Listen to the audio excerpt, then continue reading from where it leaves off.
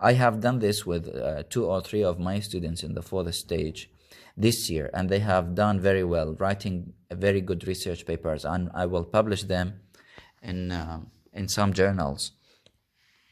And then you conclusion, let's say.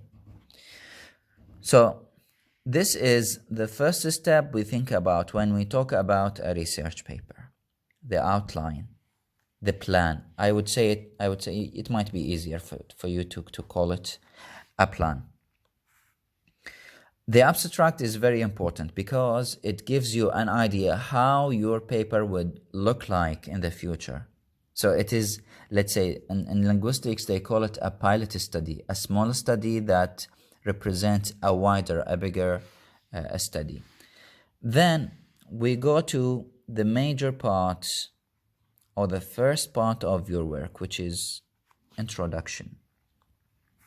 I will not go through the details of this issue. I will just name the main parts, and then we could go through every subtitle step by step. What does the introduction contain? It contains a background of the study. It contains a reference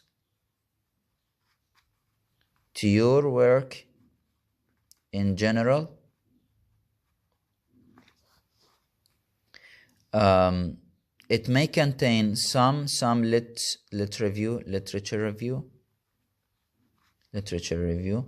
And on higher levels like master and PhD, we do this as a separate part. The background of the study, the introduction contains the background of the study, and then we go through other details.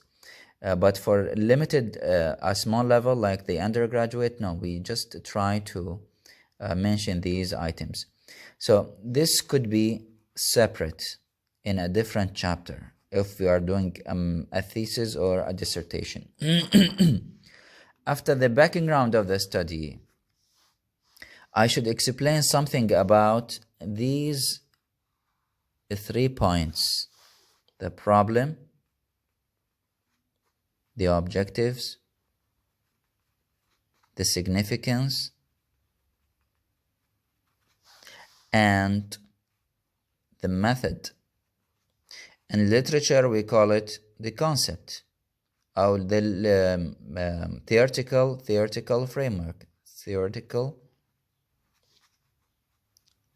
framework. In linguistics, they use it as a methodology in general. They have a whole chapter, methodology, and in which they discuss the method by which they are going to execute the study, and what models, what concepts they will depend on in conducting their study. So these 4 items should also be referred to under introduction. See, I have introduction here, and this is a little bit indented inside.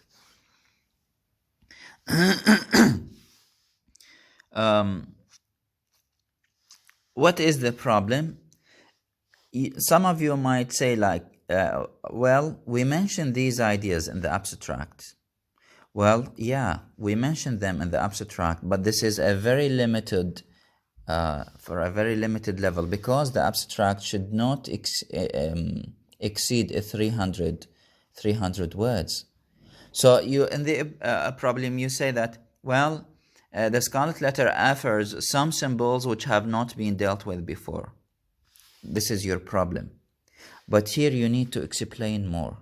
You need 1 paragraph at least, or 2 paragraphs, to explain the problem, the origin of the problem, why it has been overlooked, why writers have not shed light on this problem, previous studies, close studies that may refer to this as a topic or some relevant ideas. And the same process is applied. The objectives, you can do 2 or 3 objectives. For PhD level or master level, we do 3 objectives, but they are They deal with chapters. When we say this objective should do this, and then I will write a whole chapter in order to implement or achieve that objective. But here, no. You can refer to 2 objectives or 1 objective for undergraduate level.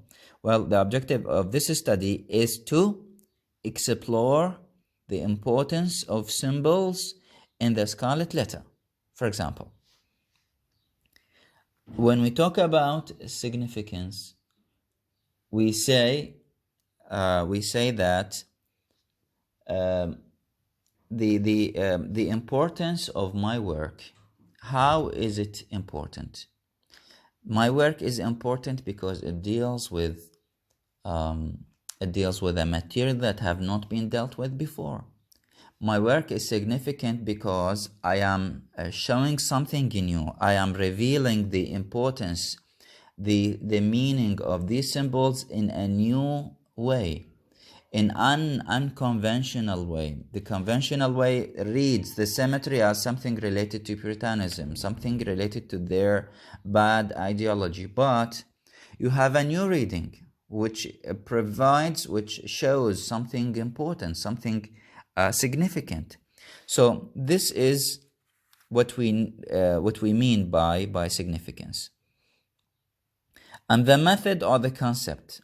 There are many methods or many concepts or theories in literature in general by which we discuss literature.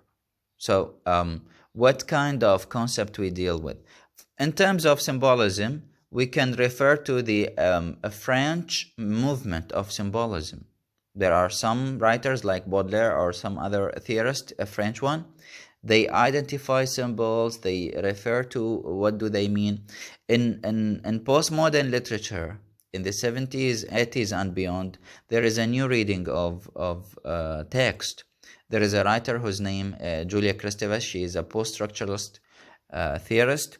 She presented a new movement, a new theory. It is called symbolic and semiotic. Semiotic and semiology. Semiology as a concept or as a reading by which we read expressions, words, and present new meanings for these words. Yani something new. So far, we need to keep in mind that we have these things in our own introduction. So this is the importance of our introduction. As I said, the abstract presents these ideas, but in a very shortened way. 300 words are not enough to explain all these ideas. This is the importance of introduction.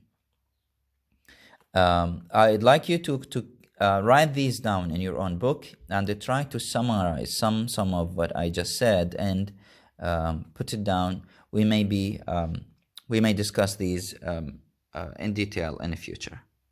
And we'll refer to the other material in other different videos. Thank you.